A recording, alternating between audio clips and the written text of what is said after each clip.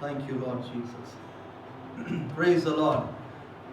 ಯೇಸು ಕ್ರಿಸ್ತನ ನಾಮದಲ್ಲಿ ನಿಮ್ಮೆಲ್ಲರಿಗೂ ನಾನು ವಂದಿಸುವಂಥವನಾಗಿದ್ದೇನೆ ಮತ್ತು ವಿಶೇಷವಾಗಿ ಈ ಒಂದು ಸದವಕಾಶವನ್ನು ದೇವರ ವಾಕ್ಯವನ್ನು ನಿಮ್ಮೊಟ್ಟಿಗೆ ಹಂಚಿಕೊಳ್ಳುವುದಕ್ಕಾಗಿ ಈ ಅವಕಾಶವನ್ನು ಕೊಟ್ಟಂತ ಮೊದಲನೇದಾಗಿ ಎಲ್ಲಾ ಮಹಿಮೆಗೆ ಸ್ತೋತ್ರಕ್ಕೆ ಯೋಗ್ಯನಾಗಿರುವಂತ ಒಬ್ಬ ದೇವರಿಗೆ ನಜರೇತನ ಯೇಸುವಿಗೆ ನಮ್ಮ ರಕ್ಷಕ ನಮ್ಮ ಕರ್ತನಿಗೆ ತುಂಬ ಹೃದಯದಿಂದ ನಾನು ವಂದಿಸುವವನಾಗಿದ್ದೇನೆ. ಎರಡನೇದಾಗಿ ಕೋಲಾರ ಜಿಲ್ಲೆಯ ಡಿಸ್ಟ್ರಿಕ್ಟ್ ಸೂಪರಿಂಟೆಂಡೆಂಟ್ ಆಗಿರುವಂತ ರೆವರೆಂಡ್ ಶಾಂತಕುಮಾರ್ ಅಯ್ಯನವರಿಗೂ ಸಹ ಈ ಒಂದು ಅವಕಾಶವನ್ನು ಕೊಟ್ಟಿರುವುದಕ್ಕಾಗಿ ನಾವು ಅವರನ್ನು ತುಂಬ ಹೃದಯದಿಂದ ನಾನು ವಂದಿಸುವವನಾಗಿದ್ದೇನೆ. ಮತ್ತು ಅವರ ಜೊತೆ ಸೇವಕರಿಗೂ ಸಭಾಪಾಲನಾ ಸಮಿತಿಯವರಿಗೂ ಸಭಿಕರಿಗೂ ಸಹ ಯೇಸುವಿನ ನಾಮದಲ್ಲಿ ನಾನು ವಂದಿಸುವವನಾಗಿರುತ್ತೇನೆ. Thank you Lord Jesus. ವಾಕ್ಯ ಸಂದೇಶ ಕೇಳಿಕೊಂಡು ಎರಡು ಸಂಗತಿ ಹೇಳೋದಕ್ಕೆ ನಾನು ಬಯಸ್ತೇನೆ ಅಂತಂದ್ರೆ, ರೆವರೆಂಡ್ ಶಾಂತಕುಮಾರ್ ಅಯ್ಯನವರು ಅವರು ನನಗೆ ಬಹಳ ತುಂಬಾ ಪರಿಚಿತರು ಮತ್ತು ಸೇವೆಯಲ್ಲಿ ಅವರು ಗುಲ್ಬರ್ಗದಲ್ಲಿರುವಾಗ ಬಹಳವಾಗಿ ನಮ್ಮ ಸೇವೆಗೆ ಅವರು ಪ್ರೋತ್ಸಾಹ ಮಾಡಿದಂಥವರು. ಸುಮಾರು ಏನಂತಂದ್ರೆ 3 ವರ್ಷದಿಂದ ಅವರಿಗೆ ನನ್ನ ಪರಿಚಯ ಅವರಿಗಿದೆ ಮತ್ತು ಅವರು ನನಗೆ ಪರಿಚಯ ಇದ್ದಾರೆ. 2 ಪ್ಯಾಷನ್ ವೀಕ್ ಸಮಯದಲ್ಲಿ ಅವರ ಸಭೆಯಲ್ಲಿ ಮಾತನಾಡಿದ ಒಂದು ರಿವೈವಲ್ ಮೀಟಿಂಗ್ನಲ್ಲಿ ಸಹ ಅವರನ್ನು ನಮ್ಮನ್ನು ಕರೆದು ವಾಕ್ಯವನ್ನು ಸಾರುವಂತೆ ಅವಕಾಶ ಮಾಡಿಕೊಟ್ಟಿದ್ದಾರೆ. ಬಹಳ ಒಳ್ಳೆಯ ವ್ಯಕ್ತಿ, ದೀನರು ಮತ್ತು ಸೇವೆಗೆ ಬಹಳವಾಗಿ ಪ್ರೋತ್ಸಾಹ ಮಾಡಿದಂಥವರು. ಅವರ ಈ ಪ್ರೋತ್ಸಾಹಕ್ಕಾಗಿ ಪ್ರೀತಿಗಾಗಿ ಅವರಿಗೆ ಯೇಸುವಿನ ನಾಮದಲ್ಲಿ ವಂದಿಸ್ತೇನೆ. ಅವರ ಕುಟುಂಬವನ್ನು ಸಹ ದೇವರು ಆಶೀರ್ವಾದ ಮಾಡಲಿ. ಈ ಬೆಳಗಿನ ಸಮಯದಲ್ಲಿ ಅಥವಾ ಈ ಸಮಯದಲ್ಲಿ ದೇವರ ವಾಕ್ಯವನ್ನು ನಾವು ಕೇಳಿಸಿಕೊಳ್ಳುವುದಕ್ಕಿಂತ ಮುಂಚಿತವಾಗಿ ನಮ್ಮ ಕಣ್ಣುಗಳನ್ನು ಮುಚ್ಚಿಕೊಂಡು ನಾವು ಪ್ರಾರ್ಥನೆಯೊಡನೆ ದೇವರ ಸನ್ನಿಧಾನವನ್ನು ಪ್ರವೇಶ ಮಾಡೋಣವೇ. ಇದ್ದಂಥ ಸ್ಥಳದಲ್ಲಿ ನಮ್ಮ ಬಾಯನ್ನು ತೆರೆದು ಆತನಿಗೆ ನಾವು ಸ್ತೋತ್ರ ಸಲ್ಲಿಸೋಣ. ಬೈಬಲ್ ಹೇಳ್ತದೆ, ಆತನು ಒಳ್ಳೆಯ ದೇವರು, ಆತನಲ್ಲಿ ಕೆಟ್ಟದ್ದನ್ನುವಂಥದ್ದು ಇಲ್ಲವೇ ಇಲ್ಲ. There is no evil in God, for God is good. ದೇವರು ಒಳ್ಳೆಯವನು. ಮತ್ತು ಬೈಬಲ್ ಹೇಳ್ತದೆ, ಆತನ ಕೃಪೆಯು ಶಾಶ್ವತವಾದದ್ದು. ಇದ್ದಂಥ ಸ್ಥಳದಲ್ಲಿ ಒಂದು ಹಾಡನ್ನು ಹಾಡಿಕೊಳ್ಳುವುದರ ಮೂಲಕವಾಗಿ ಕರ್ತನನ್ನು ಆರಾಧಿಸುತ್ತಾ ಪ್ರಾರ್ಥನೆಯೊಡನೆ ನಾವು ಪ್ರಾರಂಭ ಮಾಡಿಕೊಳ್ಳೋಣ ಈ ಸಮಯದಲ್ಲಿ. Thank you Jesus. ಸ್ತುತಿಗೆ ಯೋಗ್ಯನೆ ಮಹಿಮೆಯು ನಿನಗೆ, ನನ್ನ ಕೈಗಳನ್ನೆತ್ತಿ ನಿನ್ನನ್ನೇ ಆರಾಧಿಸುವೆ. ಸ್ತುತಿಗೆ ಯೋಗ್ಯನೆ ಮಹಿಮೆಯು ನಿನಗೆ, ನನ್ನ ಕೈಗಳನ್ನೆತ್ತಿ ನಿನ್ನನ್ನೇ ಆರಾಧಿಸುವೆ. ನೀವುನ್ನತ ಅದ್ಭುತ ಮಾಡುವೆ, ನಿನ್ನ ಹಾಗೆ ಯಾರಿಲ್ಲ, ನಿನ್ನ ಹಾಗೆ ಯಾರಿಲ್ಲ. ನೀವುನ್ನತ ಅದ್ಭುತ ಮಾಡುವೆ, ನಿನ್ನ ಹಾಗೆ ಯಾರಿಲ್ಲ, ನಿನ್ನ ಹಾಗೆ ಯಾರು ಇಲ್ಲ. ಹಾಡುವೆ ಸ್ತುತಿಗೆ ಯೋಗ್ಯನು ಮಹಿಮೆಯು ಮಹಿಮೆಯು ನಿಮಗೆ, ನನ್ನ ಕೈಗಳನ್ನೆತ್ತಿ ನಿನ್ನನ್ನೇ ಆರಾಧಿಸುವೆ. ಸ್ತುತಿಗೆ ಯೋಗ್ಯನು ಮಹಿಮೆಯು ನಿಮಗೆ, ನನ್ನ ಕೈಗಳನ್ನೆತ್ತಿ ನಿನ್ನನ್ನೇ ಆರಾಧಿಸುವೆ. ನೀವುನ್ನತ ಅದ್ಭುತ ಮಾಡುವೆ, ನಿನ್ನ ಹಾಗೆ ಯಾರಿಲ್ಲ, ನಿನ್ನ ಹಾಗೆ ಯಾರಿಲ್ಲ. ನೀವುನ್ನತ ಅದ್ಭುತ ಮಾಡುವೆ, ನಿನ್ನ ಹಾಗೆ ಯಾರಿಲ್ಲ,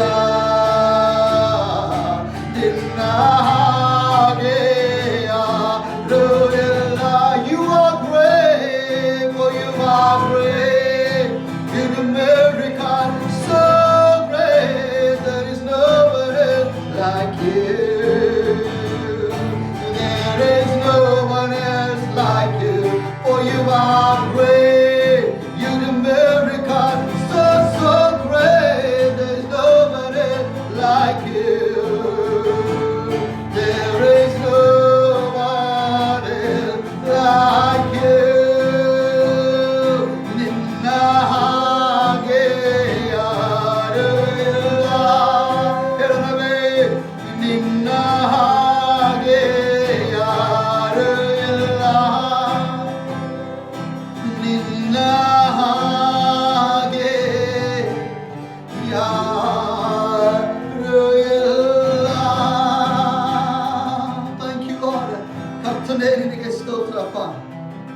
ನಿನ್ನ ಹಾಗೆ ಯಾರು ಇಲ್ಲ.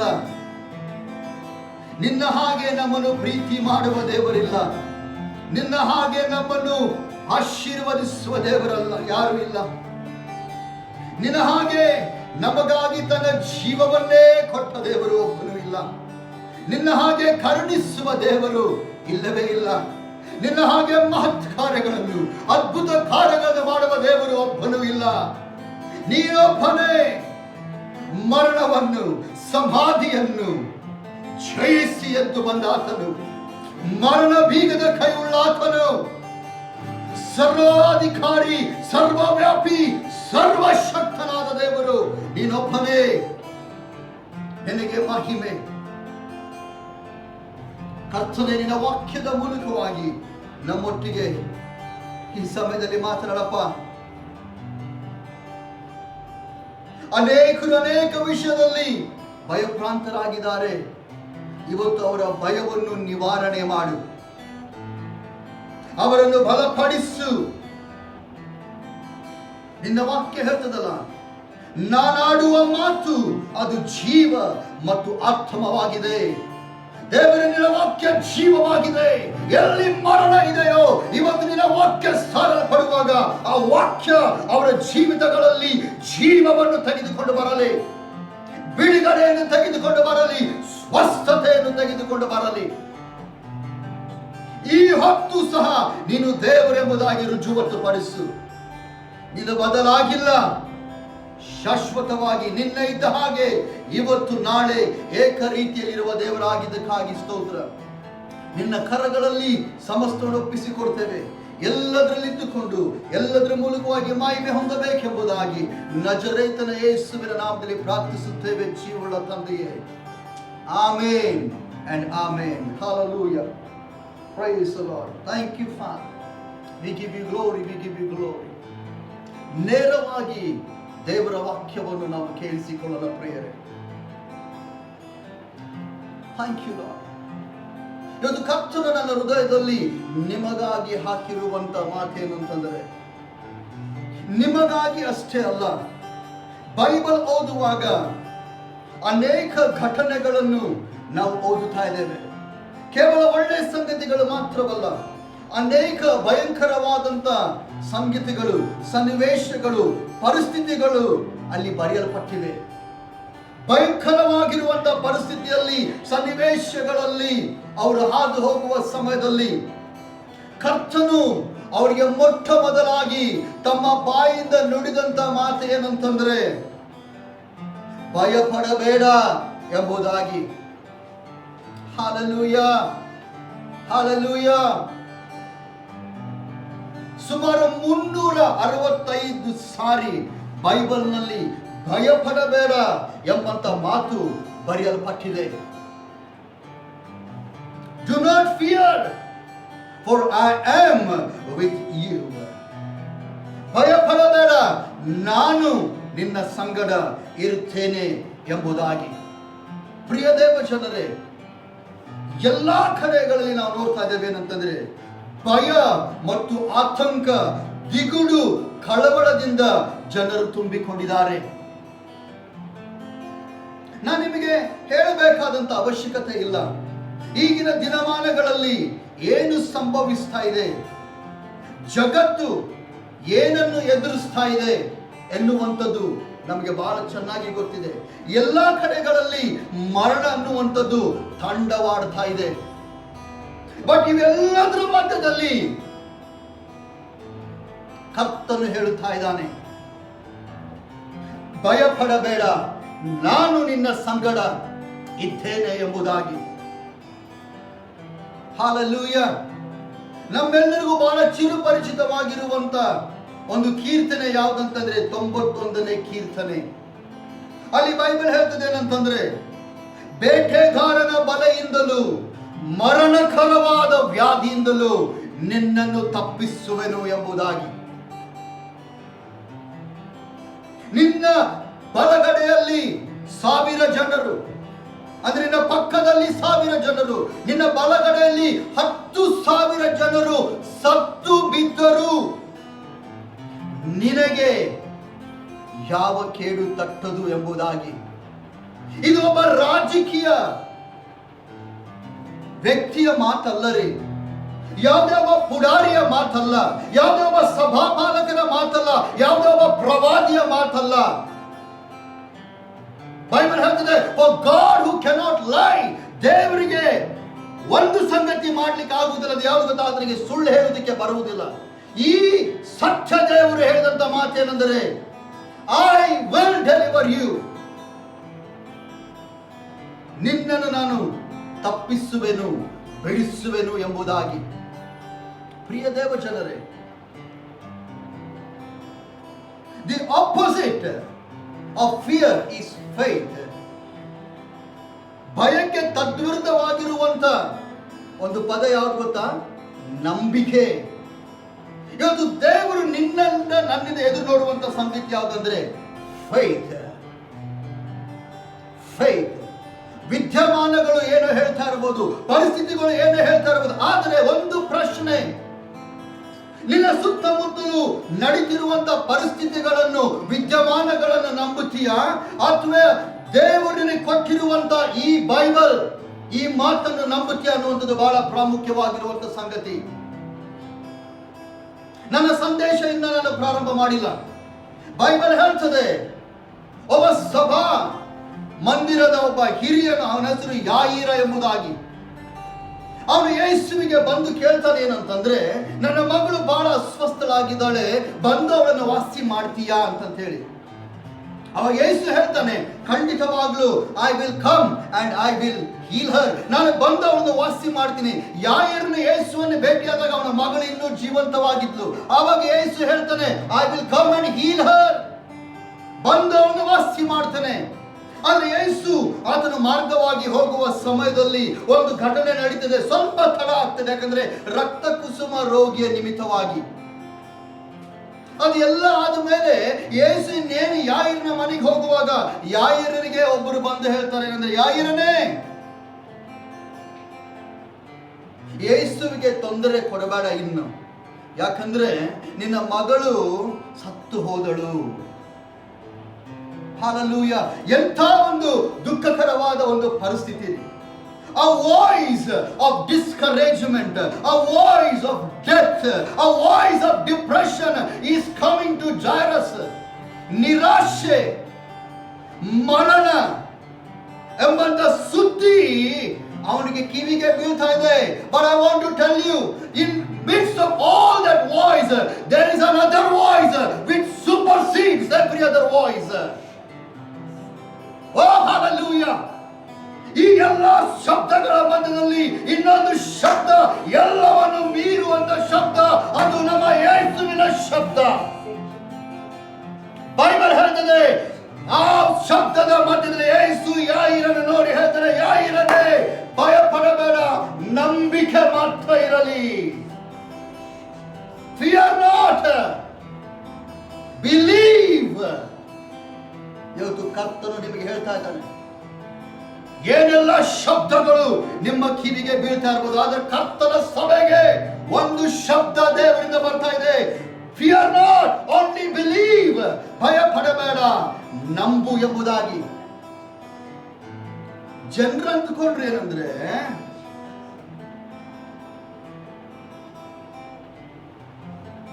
ಯಾಯಿರನ ಮಗಳು ಅಸ್ವಸ್ಥಳಾಗಿದ್ದಾಗ ಮಾತ್ರ ಯೇಸು ಅವಳನ್ನು ವಾಸಿ ಮಾಡಬಹುದು, ಆದ್ರೆ ಅವಳು ಸತ್ತು ಹೋದ ಮೇಲೆ ಏನು ಮಾಡ್ಲಿಕ್ಕೆ ಆಗುದಿಲ್ಲ ಅಂತ. No, they believe that Jesus could heal, but they did not believe that Jesus could raise the dead also. ಯೇಸು ವಾಸಿ ಮಾಡಬಲ್ಲ, ಸತ್ತವರನ್ನು ಎಬ್ಬಿಸಬಲ್ಲನು ಎಂಬುದು ನಂಬಲಿಲ್ರಿ. ಆದ್ರೆ ಬೈಬಲ್ ಹೇಳ್ತದೆ, ಯೇಸು ಹೋಗಿ ಅವಳನ್ನು ಎಬ್ಬಿಸಿದನು. ಪರಿಸ್ಥಿತಿ ಎಷ್ಟೇ ಹದಗೆಟ್ಟಿ ಹೋಗಿರಬಹುದು, nothing is out of control of God. The devil is not in control. God is on the throne. He is in control. ಸೈತಾನನ ತೋಟೆಯಲ್ಲಿ ಇಟ್ಟುಕೊಂಡಿಲ್ಲ ರೀ, ಸಿಂಹಾಸನ ಮೇಲೆ ಸೈತಾನನಿಲ್ಲ, ನಮ್ಮ ದೇವರಿದ್ದಾನೆ. ಅವನು ಎಲ್ಲವನ್ನು ತನ್ನ ತೋಟೆಯಲ್ಲಿ ಇಟ್ಟುಕೊಂಡಿದ್ದಾನೆ. ಲಾಜರನ ಕಥೆ ಮುಗೀತು ಅಂದುಕೊಂಡ್ರು, ಮಿತಿ ಮೀರಿ ಹೋಯ್ತು. ಯೇಸು ಕೊಳೆತು ಹೋದಂತ ಶರೀರವನ್ನು ಎಬ್ಬಿಸಿದನು. Do not fear corona virus. There is something greater than that corona virus.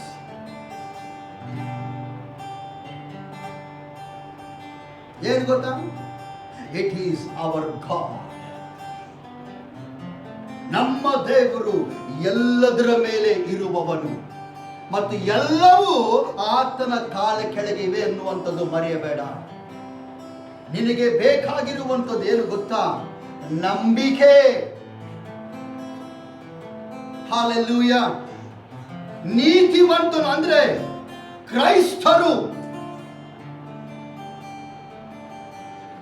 ಲೋಕದ ಶಬ್ದದಿಂದ ಬದುಕುವವರಲ್ಲ. ಲೋಕದ ಸಂದೇಶವನ್ನು ಕೇಳಿ ತಮ್ಮ ಜೀವನವನ್ನು ಏನಂತಂದ್ರೆ ಸರಿಪಡಿಸಿಕೊಳ್ಳುವಂಥದ್ದಲ್ಲ. ನನ್ನವನೆಂಬುದಾಗಿ ಹೆಸರುಗೊಂಡ ನೀತಿವಂತನು ಏನಂತೆ? ನಂಬಿಕೆಯಿಂದ ಜೀವಿಸ್ತಾನಂತೆ. ಮತ್ತೆ ಬೈಬಲ್ ಹೇಳ್ತದೆ, ಮನುಷ್ಯನು ದೇವರ ವಾಕ್ಯದ ಮೂಲಕವಾಗಿ ಜೀವಿಸ್ತಾನೆ. ಇದು ಏನು ಹೇಳ್ತಾ ಇದೆ? ನಂಬು. ಇದರಲ್ಲಿ ನಮ್ಮ ಭದ್ರತೆ. ಐ ಟೆಲ್ ಯು, ನಿಮ್ಮನ್ನು ಭಯಪಡಿಸುವುದಕ್ಕಾಗಲ್ಲ. ಅನೇಕ ಪ್ರವಾದಿಗಳು ಹೇಳ್ತಾ ಇದ್ದಾರೆ, even the vaccine is going to fail. ಇದೈತಲ್ಲ, ಎಷ್ಟು ವರ್ಷ ಇವತ್ತಿನವರೆಗೂ ಇದು ಸೋತಿಲ್ಲ. ಇವತ್ತಿನವರೆಗೂ ದಿಸ್ ನೆವರ್ ಫೇಲ್ಡ್. ಸೊ ನಿನ್ನ ಭರವಸೆ ಇದರಲ್ಲಿರಲಿ. ಹಲ್ಲೆಲೂಯಾ. ಭಯ ಅನ್ನುವಂಥದ್ದು ದೇವ ಜನರೇ, ನನ್ನ ಸಂದೇಶದಲ್ಲಿ ಈಗ ಸ್ವಲ್ಪ ಬರ್ತಾ ಇದ್ದೇನೆ. ಭಯ ಅನ್ನುವಂಥದ್ದು ದೇವರಿಂದ ಬಂದದ್ದಲ್ಲ. If you are fearing, that is the presence of the devil. Faith is where God is. Fear is where the devil is. Bible ಹೇಳ್ತದೆ, ದೇವರು ನಿನಗೆ ನನಗೆ ಕೊಟ್ಟಂತ ಆತ್ಮ ಭಯದ ಆತ್ಮ ಅಲ್ಲ, ಪ್ರೀತಿಯ ಆತ್ಮ, ಬಲದ ಆತ್ಮ, ಶಿಕ್ಷಣದ ಆತ್ಮ ಎಂಬುದಾಗಿ. ಪ್ರಿಯ ದೇವಜನರೇ, with fear Satan wants to destroy you. ಭಯದ ನಿಮಿತ್ತವಾಗಿ ಸೈತಾನ್ ನಿಮ್ಮನ್ನು ಹಾಳು ಮಾಡಬೇಕಂತ ಹೇಳಿದ್ದಾನೆ. The weapon the devil uses is fear. ಅದಕ್ಕೆ ಬೈಬಲ್ ಹೇಳ್ತಾರೆ, ಯಾವಾಗಲೂ ದೇವರು ಹೇಳಿದಾನ್ರಿ, ಭಯ ಪಡಬೇಡ. ಯಾಕೆ? ಭಯ ಸೈತಾನನಿಗೆ ದ್ವಾರ ತೆರೀತದೆ. ನಿನ್ನನ್ನು ಸಾಯಿಸುವುದು ಕರೋನಾ ವೈರಸ್ ಅಲ್ಲ. ತಿಳ್ಕೋ ಈ ಮಾತನ್ನು. ಅನೇಕರಿಗೆ ಕರೋನಾ ವೈರಸ್ ಯಾಕೆ ಆಗ್ತಾ ಇದೆ ಗೊತ್ತಾ? ಕರೋನಾ ವೈರಸ್ ಒಟ್ಟಿಗೆ ಇದ್ದಿದ್ದಕ್ಕೆ ಆಗ್ತಾ ಇದೆ ಅಂತಲ್ಲ, ಅದನ್ನು ಮುಟ್ಟಿ ಸ್ಯಾನಿಟೈಸ್ ಇಲ್ಲ. You know why? Because you fear. Fear is opening the door for the enemy. ಎಷ್ಟೋ ಜನರು ಕರೋನಾ ವೈರಸ್ ನಿಂದ ಅಲ್ರಿ, ಭಯದಿಂದಲೇ ಸತ್ತು ಹೋಗ್ತಾ ಇದ್ದಾರೆ. ಇವತ್ತು ಮನೆಯಲ್ಲಿ ತಾವೇ ಕ್ವಾರಂಟೈನ್ ಮಾಡ್ತಿದ್ರು, ನಾನು ಸಹ ಮಾಡ್ಕೊಂಡಿದ್ದೆ. Why? Fear. Hope you understand what I am speaking. ಭಯರಿ. ಭಯ ಸೈತಾನನಿಗೆ ದ್ವಾರ ತೆರೆಯುವಂತದಾಗಿದೆ, ನಂಬಿಕೆ ದೇವರಿಗೆ ದ್ವಾರ ತೆರೆಯುವಂತದಾಗಿದೆ. You die when you fear. ಯಾಕಂದ್ರೆ ಭಯ ಯಾತನೆಯನ್ನು ಉಂಟು ಮಾಡ್ತದೆ ಅಂತೇಳಿ ಬೈಬಲ್ ಹೇಳ್ತದೆ. ಎಷ್ಟೋ ಜನರು ಕೆಮ್ಮಿದ ತಕ್ಷಣ ಒಂದು ಭಯ, ಅಯ್ಯೋ ನನಗೆ ಎಲ್ಲಿ ಬಂದುಬಿಟ್ಟಿದೆ. ಯಾರು ಹೇಳಿದ್ರು ನಿನಗೆ? ಸ್ವಲ್ಪ ಜ್ವರ ಬಂದ್ರೆ ಅಯ್ಯೋ ಏನಾದ್ರೂ ಕರೋನಾ ಅಂತ ಇದ್ದಾರೆ. ಯಾಕೆ? ಫಿಯರ್. ಸೊ ಏನಾಗ್ತದೆ? You are opening a door. ಬಾಗಿಲು ತೆಗಿತಾ ಇದೆಯಾ?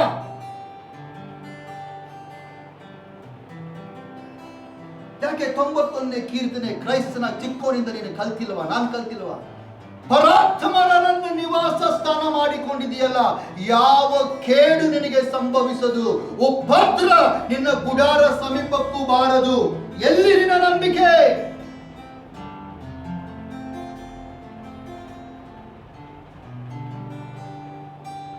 ಇವತ್ತು ನಿನ್ನನ್ನು ನಾನು ಎಚ್ಚರಿಸ್ತಾ ಇದ್ದೇನೆ. ಸಭಿಕರೇ, ನಿಮ್ಮನ್ನು ಎಚ್ಚರಿಸ್ತಾ ಇದ್ದೇನೆ. ಕ್ರೈಸ್ತರೇ, ನನ್ನನ್ನು ಎಚ್ಚರಿಸ್ಕೊಳ್ತಾ ಇದ್ದೀನಿ. ಏನು ಗೊತ್ತಾ? ಬೈಬಲ್ ಹೇಳ್ತದೆ, ದೊಡ್ಡ ಭಕ್ತ ನೀತಿವಂತನಾಗಿರುವಂಥವನು, ದೇವರೇ ಅವನ ವಿಷಯದಲ್ಲಿ ಸಾಕ್ಷಿ ಕೊಟ್ಟ, ಅವನ ಹೆಸರೇನು? ಯೋಬ. ಅವನು ಹೇಳ್ತಾನೆ, ನಾನು ಯಾವುದಕ್ಕಾಗಿ ಭಯಪಟ್ಟೆನೋ ಅದೇ ನನಗೆ ಸಂಭವಿಸಿತು. What I feared, that came to me. What you fear will come to you. ಇದಕ್ಕೆ ಕಾರಣನು ದೇವರನ್ನು ಅಲ್ಲ, ಸೈತಾನನೂ ಅಲ್ಲ. ನಿನ್ನ ಭಯ ನಿನ್ನ ಬೀಳುವಿಕೆಗೆ, ನಿನ್ನ ನಾಶನಕ್ಕೆ ಕಾರಣವಾಗಿದ್ದು ಎಚ್ಚರ. ಹಲ್ಲೆಲೂಯಾ. ಈಗ ನಿನ್ನಲ್ಲಿರುವಂತ ಭಯವನ್ನು ಹೋಗಲಾಡಿಸುವುದಕ್ಕಾಗಿ ದೇವರ ವಾಕ್ಯವನ್ನು ಕೇಳಿಸಿಕೊ. Corona virus cannot touch you. ನಿನ್ನನ್ನು ಮುಟ್ಟುವುದಕ್ಕೆ ಆಗುವುದೇ ಇಲ್ಲ. ಯಾಕಂದ್ರೆ ಬೈಬಲ್ ಹೇಳ್ತದೆ, ನಿನ್ನನ್ನು ತಾಕುವವನು ಯೆಹೋವನ ಕಣ್ಣುಗುಡ್ಡೆ ತಾಕುವವನು. Hallelujah. Hallelujah. You are precious to God. You are precious to God. ಮತ್ತು ಬೈಬಲ್ ಹೇಳ್ತದೆ, ಯೇಸು ಸಕಲ ರೋಗ ವ್ಯಾಧಿಗಳನ್ನು ತನ್ನ ಮೇಲೆ ಹೊತ್ತುಕೊಂಡು ಪ್ರಾಣ ಕೊಟ್ಟಿದ್ದಾನಂತ ಬೈಬಲ್ ಹೇಳ್ತದೆ. ಕ್ರಿಸ್ತ ಯೇಸುವಿನ ಬಾಸುಂಡೆಗಳಿಂದ ನಿನಗೆ ಗುಣವಾಗ್ತದೆ ಅಂತ ಹೇಳಿಲ್ಲ, ನಿನಗೆ ಗುಣವಾಯಿತು ಅಂತ ಹೇಳಿದ್ದಾನೆ. That means you are already healed in Jesus' name.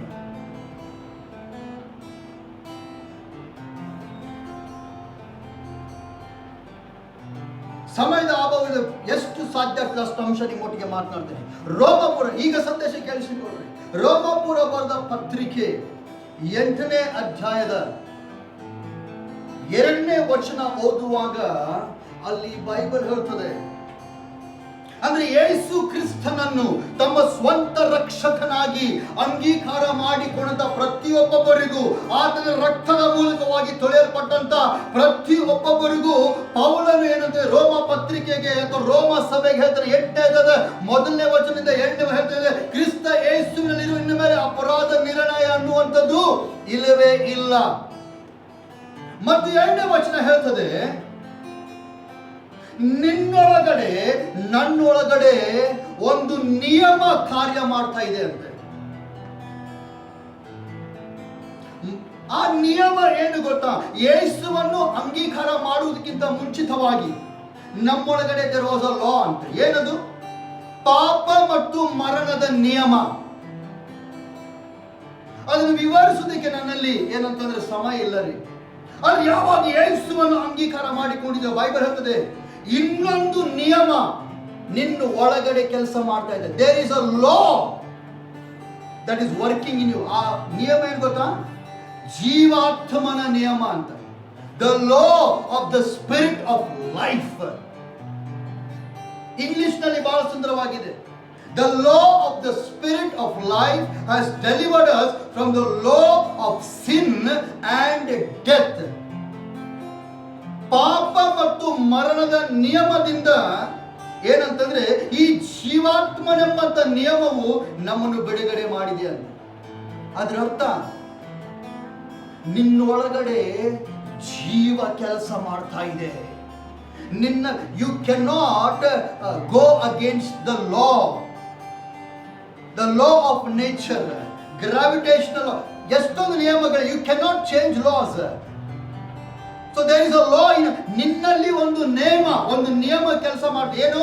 ಜೀವದ ನಿಯಮ. ಅದರ ಅರ್ಥ ಆ ನಿಯಮ ನಿನ್ನಲ್ಲಿ ಕೆಲಸ ಮಾಡ್ತಾ ಇರೋದ್ರಿಂದ ಮರಣ ಅನ್ನುವಂಥದ್ದು ನಿನ್ನನ್ನು ತಾಕುವುದಕ್ಕೆ ಸಾಧ್ಯ. It will be destroyed.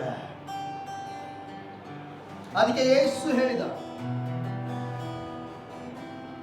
ನನ್ನನ್ನು ನಂಬುವವನು ಸಾಯುವುದೇ ಇಲ್ಲ. Anybody who believes in me, he will not die. And suppose if he dies, I will raise him up. ಅದಕ್ಕೆ ಒಂದು ಸಮಯ ಬರ್ತಾ ಇದೆ ರೀ.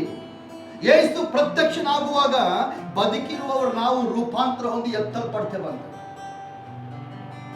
Hallelujah. So no death can touch you. No death can enter you, no virus also. ಯಾವ virus? ಯಾಕೆ ಗೊತ್ತಾ?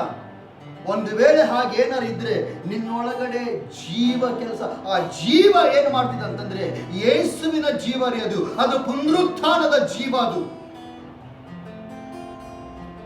ಮರಣವನ್ನು ಏನು ಮಾಡ್ತದೆ ಅಂತಂದ್ರೆ ನಾಶ ಮಾಡಿಬಿಡ್ತದೆ. You have to believe this, you have to believe this. John G Lake ಎಂಬಂತ ಒಬ್ಬ ದೊಡ್ಡ ದೇವ ಸೇವಕ ಆಫ್ರಿಕಾ ದೇಶಕ್ಕೆ, ನನಗೆ ಸರಿ ಗೊತ್ತಿಲ್ಲ, ಮಿಷನರಿ ಆಗಿ ಹೋದ. ಅಲ್ಲಿ ದೊಡ್ಡ ವ್ಯಾಧಿ ಇತ್ತಂತ್ರಿ, ಅಲ್ಲಿ ಎಲ್ಲರೂ ಸಾಯಿಸ್ತಾ ಇತ್ತು. ಅವಾಗ ಹೇಳ್ತಾರೆ ಅಂದ್ರೆ ನೀನ್ ಅಲ್ಲಿ ಹೋಗ್ಬೇಡ, ಹೋದಂದ್ರೆ ಸತ್ತು ಹೋಗ್ತೀಯಾ ಅಂತೇಳಿ. ಹೋದವರೆಲ್ಲರೂ ಸತ್ತು ಹೋಗಿದ್ದಾರೆ ಮಿಷನರೀಸ್ ಅಂತಂದು. But John G Lake believed this verse and he said I will go and serve them. ಹೋಗಿ ಆಫ್ರಿಕಾ ದೇಶದಲ್ಲಿ ಭಯಂಕರವಾದ ವ್ಯಾಧಿ, ಅಲ್ಲಿ ಹೋಗಿ ಸೇವೆ ಮಾಡುವಾಗ ಜನರು ನೋಡ್ತಾ ಇದ್ದರಂತೆ, ಯಾವಾಗಪ್ಪ ಇವನು ಸಾಯ್ತಾನೆ? 1 ತಿಂಗಳಾಯ್ತು, 2, 3, 4, 5, 6, 1 ವರ್ಷ. he never died. ಒಂದು ಪ್ರಶ್ನೆ ಬಂದವರೆಲ್ಲರೂ ಸತ್ತು ಹೋಗ್ರಪ್ಪ, ನಿನ್ನ ಒಂದು ಸೀಕ್ರೆಟ್ ಏನಂತ ಹೇಳುವ ಅವನು ಹೇಳ್ತಾನೆ ಏನಂತಂದ್ರೆ, ನನ್ನೊಳಗಡೆ ಜೀವ ಎಂಬಂತ ನಿಯಮ ಕೆಲಸ ಮಾಡ್ತಾ ಇದೆ. ಮರಣ ನನ್ನನ್ನು ಮುಟ್ಟಲು ಸಾಧ್ಯ, ಯಾಕಂದ್ರೆ ಯೇಸುವಿನ ರಕ್ತ ನನ್ನಲ್ಲಿ ಹರಿತಾ ಇದೆ. ಅವನು ಹೇಳ್ತಾನೆ, ನಂದು ಬ್ಲಡ್ ಟೆಸ್ಟ್ ಮಾಡಿ ನೋಡ್ರಿ, ನಂದು ಬ್ಲಡ್ ತೆಗೆದುಕೊಂಡು ಆ ವ್ಯಾಧಿಯನ್ನು ಉಂಟು ಮಾಡೋದು ವೈರಸ್ ಅದಕ್ಕೆ ಕೂಡಿಸ್ರಿ, ಅವಾಗ ಏನಾಗ್ತದೆ ನೋಡಂತ ಹೇಳುವಾಗ ಅವನ ಬ್ಲಡ್ ಸ್ಯಾಂಪಲ್ಸ್ ಗಳನ್ನು ತೆಗೆದುಕೊಂಡು ಮೈಕ್ರೋಸ್ಕೋಪ್ ಕೆಳಗೆ ಹಾಕಿ ಆ ಒಂದು ವ್ಯಾಧಿಯನ್ನು ಉಂಟು ಮಾಡುವ ಮರಣದ ಕೀಟಾಣುಗಳನ್ನೆಲ್ಲ ಆ ರಕ್ತಕ್ಕೆ ಸೇರಿಸಿದಾಗ ಏನಾಯ್ತು ಅಂದ್ರೆ, ಯಾವಾಗ ಜಾನ್ ಜೀಲೇಕಿನ ರಕ್ತಕ್ಕೆ ಆ ಕೀಟಾಣುಗಳು ಬಂದು ಟಚ್ ಆಯ್ತು, ಸತ್ತು ಬೀಳ್ತಾ ಇದ್ವು ಅಂತೆ. ಬಹಳ ಆಶ್ಚರ್ಯ ಆಯ್ತು. Why? Because he believed. I cannot die. Virus cannot kill me. Why? The life of God is in me. Jesus is in me. ಸುಮ್ಮನೆ ಏನ್ರಿ ಯೇಸು ನಂಬಬೇಕ್ರಿ. ಇದು ಬರೇ ಸತ್ಯ ಅಲ್ಲ, ಇದು ಸತ್ಯನೇ ಹೌದು. ಯೇಸು ಇದ್ದಾನೆ ನನ್ನ ಒಳಗಡೆ, ಆತನ ಜೀವ ನನ್ನಲ್ಲಿ ಕಾರ್ಯ ಮಾಡ್ತಾ ಇದೆ. ಹಲ್ಲೆಲೂಯಾ. ಪರಿಶುದ್ಧ ಭೋಜನದಲ್ಲಿ ನಾವು ಪಾಲು ತೆಗೆದುಕೊಳ್ತೇವೆ. ಯೇಸುವಿನ ರೊಟ್ಟಿ, ಆತನ ದೇಹ, ಆತನ ಒಂದು ದ್ರಾಕ್ಷಾರಸದಲ್ಲಿ ಪಾಲು ತೆಗೆದುಕೊಳ್ತೇವೆ ನಾವು. We are partaking the very life of Christ in us. How can you die? You are dying because you are not believing. ಯೇಸುವಿನ ಜೀವವನ್ನೇ ನಾವು ಭುಜಿಸ್ತಾ ಇದ್ದೇವ್ರಿ. ನಂಬು. ಬೈಬಲ್ ಹೇಳ್ತದೆ, ಯೋಗ್ಯವಾಗಿ ನೀನು ಅದನ್ನು ತೆಗೆದುಕೊಂಡ್ರೆ ಪರಿಶುದ್ಧ ಭೋಜನ. ಬೈಬಲ್ ಹೇಳ್ತದೆ, ನೀನು ಅಸ್ವಸ್ಥನಾಗಿದ್ರೆ ಸ್ವಸ್ಥವಾಗ್ತೀಯ, ಬಲಹೀನನಾಗಿದ್ದರೆ ಬಲ ಹೊಂದಿತೀಯ, ಸಾಯ್ತಾ ಇದ್ರೆ ಜೀವ ಪಡೆದುಕೊಳ್ತೀಯ. ಅನೇಕರಿಗೆ ನಾನು ಇವತ್ತಿನ ದಿನಗಳು ಹೇಳ್ತೇನೆ, ಸಾಧ್ಯವಾದಷ್ಟು ಕರ್ತನ ಭೋಜನದಲ್ಲಿ ಪಾಲು ತೆಗೆದುಕೊಡ್ರಿ. ಯಾಕೆ? ಆತನ ಜೀವದಲ್ಲಿ ಪಾಲು ತೆಗೆದುಕೊಳ್ತಾ ಇದ್ದೇವೆ. ಅದನ್ನು ತೆಗೆದುಕೊಳ್ಳುವಾಗ ಯಾವುದೇ ವೈರಸ್, ಯಾವುದೇ ಬ್ಯಾಕ್ಟೀರಿಯಾ ನಿನ್ನನ್ನು ಸಾಯಿಸುವಷ್ಟು ಶಕ್ತಿ ದಮ್ಮೆ ಇಲ್ಲ ಅದಕ್ಕೆ. ಅದು ಯಾಕೆ ನಾವು ಇವತ್ತು ಇಂಥ ರೀತಿಯಲ್ಲಿ ಇದ್ದೇವ್ರಿ? ಜೀವವುಳ್ಳ ದೇವರು ಇಟ್ಕೊಂಡು ಯಾಕೆ ಗೊತ್ತಾ? ನಮ್ಮಲ್ಲಿ ನಂಬಿಕೆ ಇಲ್ಲ. We believe lies more than truth. ಅದಕ್ಕೆ ಸಾಯ್ತಾ ಇದ್ದೇವೆ. ಅದು ಇವತ್ತು ಹೇಳ್ತಾ ಇದ್ದೇನೆ, ಎಫೆಸ ಪತ್ರಿಕೆ 3ನೇ ಅಧ್ಯಾಯದ 20-21 ಹೋದರೆ, ನಮ್ಮಲ್ಲಿ ಕಾರ್ಯ ಸಾಧಿಸುವ ಶಕ್ತಿಯ ಪ್ರಕಾರ ನಿನ್ನಲ್ಲಿ ಒಂದು ಶಕ್ತಿ ಕೆಲಸ ಮಾಡ್ತಾ ಇದೆ. ಅದೇನು ಗೊತ್ತಾ? ಪುನರುತ್ಥಾನದ ಶಕ್ತಿ, ಜೀವದ ನಿಯಮ.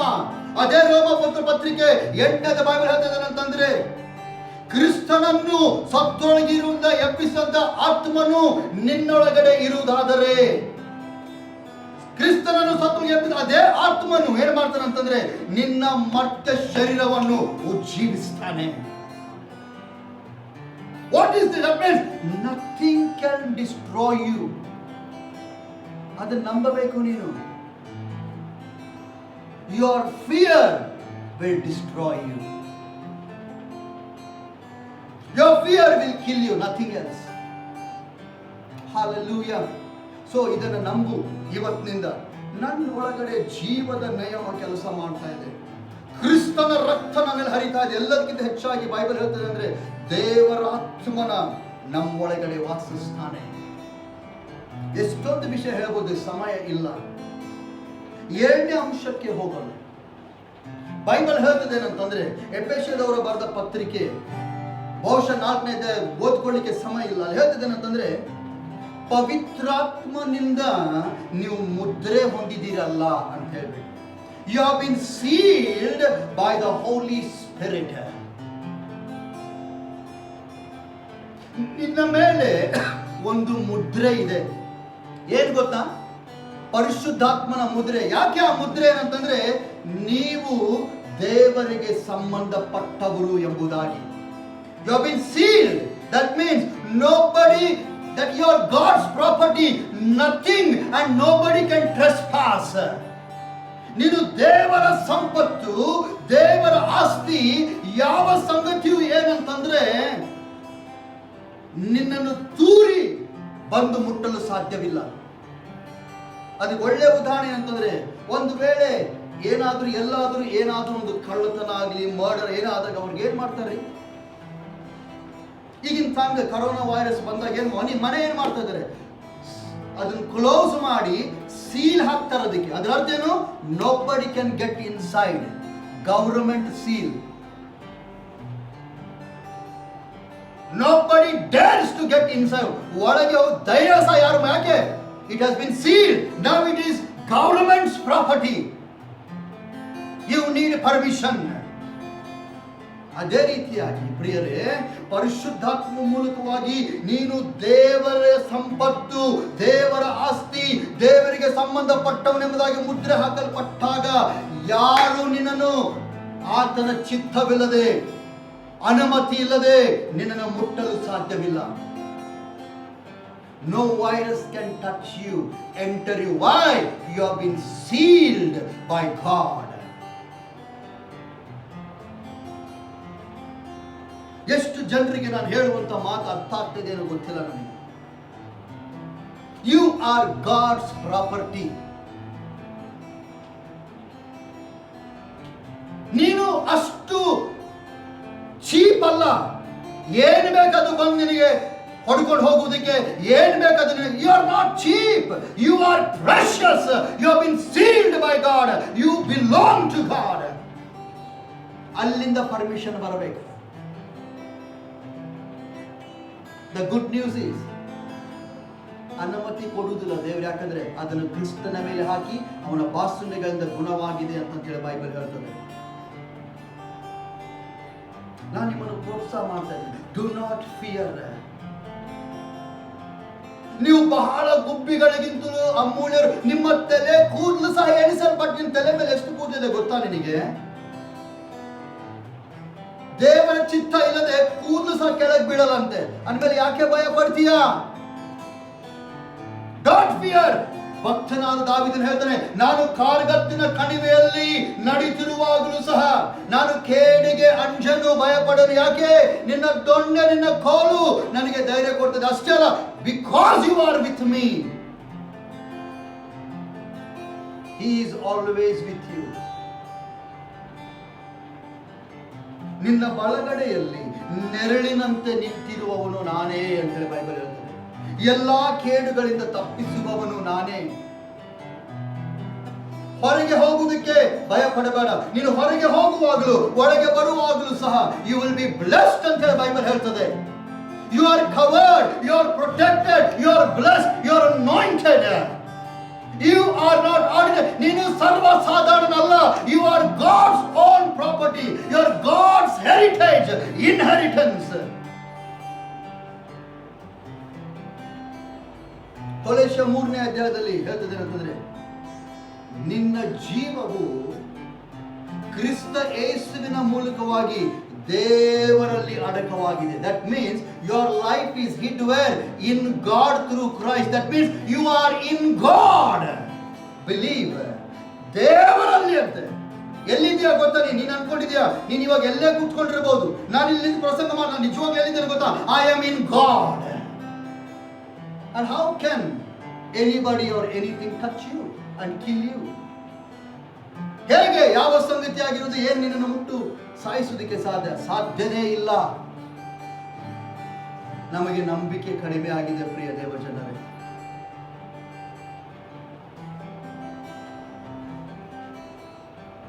ಒಬ್ಬ ವ್ಯಕ್ತಿ ಬಂದು ಕೇಳಿದ, do you believe that I am able to do this? He said, yes Lord, I believe, but help my unbelief. ಇದನ್ನು ನಾನು ಮಾಡುವುದಕ್ಕೆ ಸಾಧ್ಯ ಅಂತ ನಂಬಿಕೆ ಅಂತ ಅವನು ಹೇಳ್ತಾರೆ. ಹೌದು ಸ್ವಾಮಿ, ನಾನು ನಂಬ್ತೇನೆ, ಅದನ್ನು ಅಪನಂಬಿಕೆಗೆ ಸಹಾಯ ಮಾಡು. ಶಿಷ್ಯರು ಬಂದು ಕೇಳಿದ್ರು, ನಮ್ಮ ನಂಬಿಕೆಯನ್ನು ಹೆಚ್ಚಿಸು. ಒಂದೇ ಒಂದು ಸಂಗತಿ ಇವತ್ತು ಯೇಸು ಗದರಿಸ್ತಾ ಇದ್ದಾನೆ ಗೊತ್ತಾ? Where is your faith? ಅಲ್ಪ ವಿಶ್ವಾಸಿಗಳೇ, where is your faith? Your faith is in the coronavirus that will kill you. But God says, your faith should be in me who has given you life eternal. ನಿನ್ನ ನಂಬಿಕೆ corona virus ನಲ್ಲಿ ಇದೆ, ಸಾಯಿಸ್ತದಪ್ಪ ನಮಗೆ. ಆದ್ರೆ ನಿನ್ನ ನಂಬಿಕೆ ನನಗೆ ಜೀವ ಕೊಡ್ತಾನೆ, ಅದರಿಂದ ತಪ್ಪಿಸಬಲ್ಲ ನಮ್ಮಂತ ನಿನ್ನ ದೇವರಲ್ಲಿ ನಿನ್ನ ನಂಬಿಕೆ ಇಲ್ಲ. ಪೀಪಲ್ ಆಫ್ ಗಾಡ್, ಅನೇಕ ಸಂಗತಿಗಳು ಹೇಳ್ಬೋದು. ನನಗೆ ಸಮಯ ಇಲ್ಲ, ನನ್ನ ಸಮಯ ಮುಗಿತಾ ಬಂತು, 2 ನಿಮಿಷ ಮಾತ್ರ ಇದೆ.